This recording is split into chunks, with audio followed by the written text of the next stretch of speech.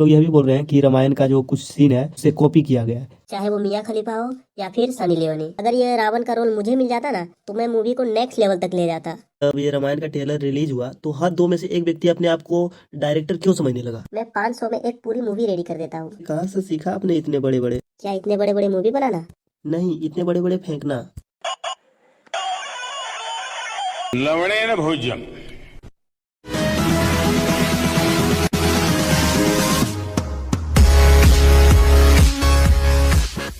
Hello दोस्तों, स्वागत है आप सभी का एक बार फिर से हमारा सीरियस पॉडकास्ट में। और ये पॉडकास्ट होने वाली है अपने नए नवेली रामायण के ऊपर। तो मैं अपने देश के सारे भक्तजनों से कहना चाहूँगा कि इस वीडियो में बोले गए शब्दों को अपने दिल पर ना लें। ये केवल इंटरटेनमेंट पर्पज़ के लिए है, तो सिर्फ इसको एंजॉय करें।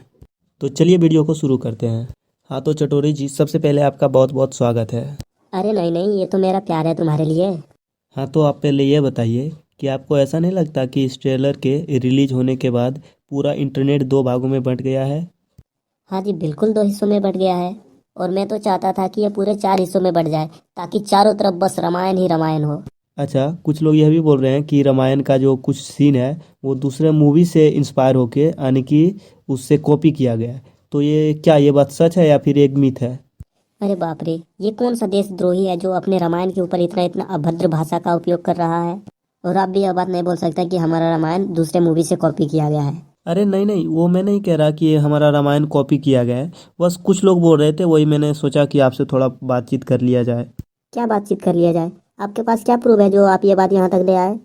अरे आप तो बुरा मान गए। मेरे कुछ सब्सक्राइबर ने कुछ क्लिप्स भेजे थे, वो देखकर मैंने आपसे कुछ प्रश्न पूछ लिए। ऐसी कौन सी क्लिप है जिसे देखकर आप इतना निजी बातें बोल रहे हैं? दिखाइए मुझे भी वो क्लिप। ठीक है, अगर आप सच में देखना चाहते हैं तो लीजिए, खुद ही देख लीजिए वो क्लिप। ये तो एआई वीडियो है, ये बिल्कुल झूठ है। अच्छा, इसे तो इंस्पिरेशन बोलते हैं। देखिए, बात ऐसी है कि हमारा रामायण से इंस्पायर होकर यह मूवी बनाया गया है। क्या क्या बोल रहे हैं आप। अरे कुछ नहीं, वो आप नहीं समझेंगे, ये बड़ों की बात है। आप अगला प्रश्न पूछिए।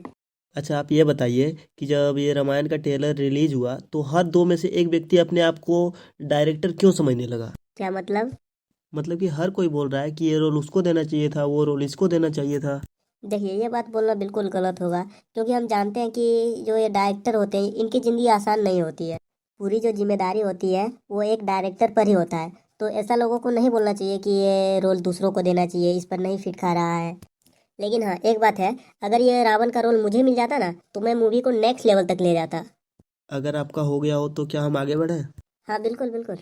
साई पल्लवी जब अपने सहेलियों के साथ आती है तो सब लोग सॉरी साई पल्लवी, सॉरी साई पल्लवी लिखकर इंस्टा पे पोस्ट क्यों डाल रहे हैं। क्या इसका मतलब है। क्या समझा नहीं? ओके, मैं आपको वो पोस्ट दिखाता हूँ तब आप समझेंगे। अच्छा समझ गया। ये पोस्ट सब लोग नहीं डाल रहे हैं, सिर्फ वो लोग डाल रहे हैं जो एक नंबर का कमीना और एक नंबर का नीच इंसान है। इनके अनुसार कैरेक्टर का चरित्र फिट हो या ना हो, बस वो सिर्फ सुंदर होने चाहिए। चाहे वो मियाँ खलीफा हो या फिर सनी लियोनी। वाह, क्या बात बोल दी आपने। पहली बार आप एक अच्छी बात बोले हो। हाँ बिल्कुल। शाही पल्लवी इतने पवित्र होने के बावजूद भी अगर ये लोग उस पर उंगली उठा रहे हैं तो इसका मतलब साफ है, ये एक नंबर के नीच इंसान है। तो अब हम आगे बढ़ते हैं अगले प्रश्न की ओर। तो अब हमारा सवाल है अपना रावण यानी कि यश पर, जिनमें कई लोग बोल रहे हैं कि यश को इसमें अपना वॉइस नहीं देना चाहिए था, एक दमदार वॉइस देना चाहिए था। तो इस पर आप क्या कहना चाहेंगे। हाँ, ये बात बिल्कुल सही है। रावण तीनों लोगों का सबसे पावरफुल कैरेक्टर है, तो उसका आवाज़ भी इतना दमदार होना चाहिए कि सुनकर ही हमें एक डर सा अंदर से फील हो, ना कि एक बिल्ली की आवाज़ जैसा हो। इसलिए मैं तो कहूँगा कि हमारा डायरेक्टर से जो है एक तो गलती हुआ कि उन्होंने एक दमदार आवाज़ नहीं दिया। ठीक है, बहुत बढ़िया लगा आपका ऑनेस्ट रिव्यू सुनकर। अब बढ़ते हैं अगला प्रश्न की ओर। ओवरऑल अगर हम देखें तो ये रामायण क्या सच में 4,000 करोड़ की मूवी है या फिर सिर्फ एक हाइप बना दिया गया है।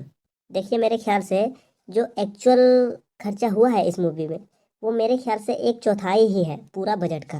क्योंकि मैं भी एक फिल्म मेकर हूँ, तो मैं जानता हूँ कि कहाँ पर खर्चा आती है, कहाँ पर क्या होता है नहीं होता है।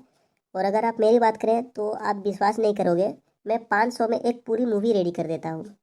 क्या 500 में पूरा फिल्म निपटा देते हो आप।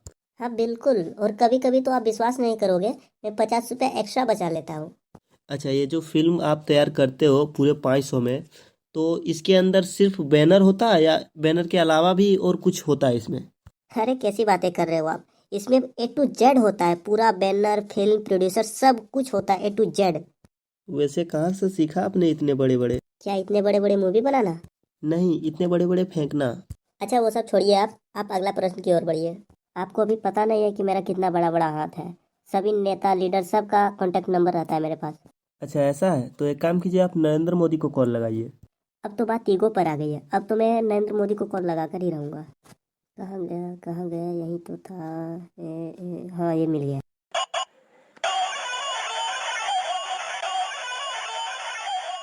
हेलो नरेंद्र मोदी जी, मैं बोल रहा हूँ, चटोरी।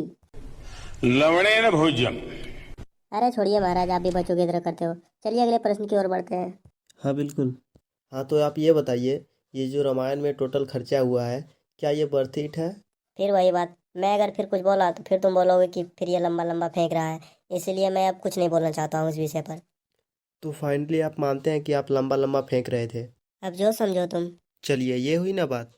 तो बिना टाइम को गवाए चलिए वीडियो को यहीं पर करते हैं एंड।